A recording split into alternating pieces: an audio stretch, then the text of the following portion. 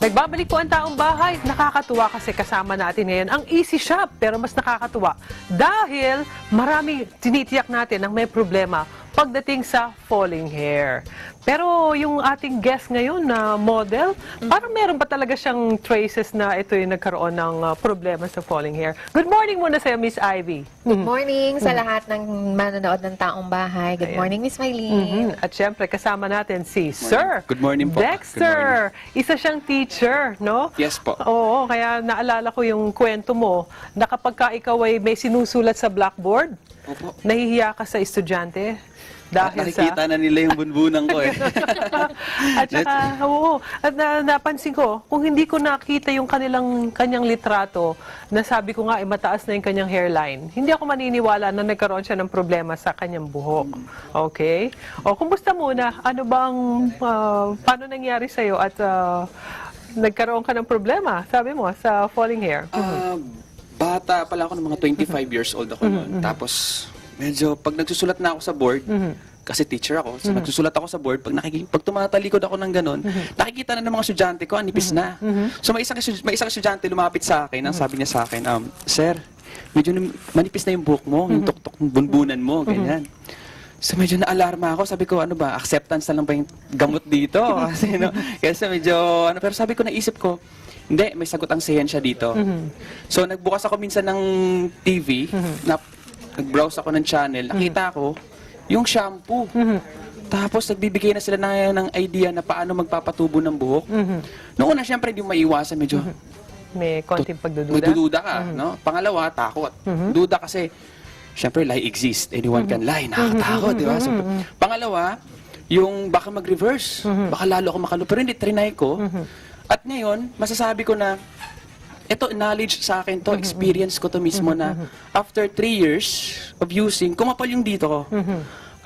Siyempre, maglulukuhan naman tayo pag sinabi kong bukas lang, pagkagamit ko ngayon, tumubo ka agad kinabukasan, hindi. No? Consistency din yan. So, pinagpatuloy ko hanggang sa medyo kumapal yung dito ko. At ngayon, hanggang ngayon, gumagamit pa rin ako. Yan, okay. So, ito ba, Miss Ivy, no? Nakakatuwa, listening from kay Teacher Dexter, na ang estudyante niya, syempre, pag nasa harap ka ng mga estudyante, medyo yung confidence level mo bumababa. Pero yung nabanggit niya na yung consistency of using, ano ba yung sikreto talaga at effective ang BioHair? Kasi ito yung product natin na to, hindi lang basta falling hair ang nagagamot niya dun sa atin. Talaga nakakapagpatubo siya. Actually, yung sinabi niya nga nung una, shampoo lang unang ginamit niya kasi doon niya palang nakita yung falling hair niya na prevent na. So ngayon, dahil manipis na yung sa likod niya, nalaman niya na merong solution mismo na which is yun yung nagpapatubo ng buhok dahil sa active ingredients niya ng minoxidil. So ngayon, after niya i-try yung shampoo at conditioner, nag-try siya ng solution and then nakita niya yung improvement kada ng paggamit niya. Actually, yung kwento niya pa nga sa akin nung una, hindi pa siya palaging nag-i-spray. So what more, kung nasusunod niya yung tamang procedure before, di hindi lang ganun katagal niya magagamit yung BioHair. Ayun. Nabanggit mo, hindi madalas. Kasi kung di ako nagkakamali, meron ka nabanggit din na tinitipid mo pa. Oo. Meron pang ganong factor. Tinipid ko noong una kasi sabi ko medyo, siyempre, kailangan ma-maintain ko siya yung paglalagay.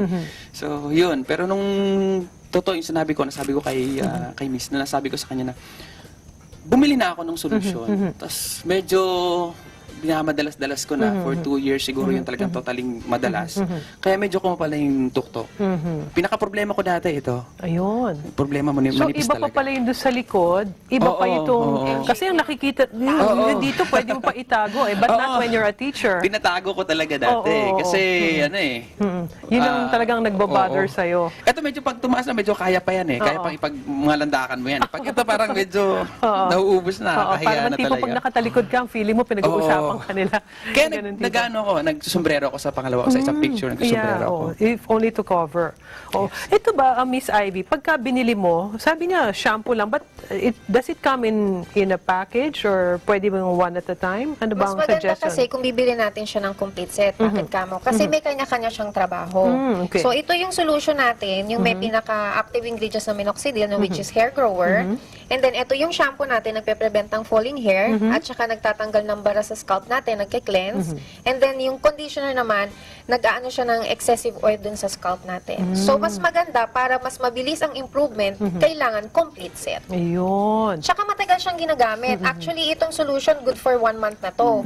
Tapos twice a day ang application natin. And then yung shampoo at conditioner natin na may 300 ml, naglalast siya ng 2 months kasi hindi siya madami. 1 to 2 drops lang ihahalo natin siya dun sa konting tubig and then yun na.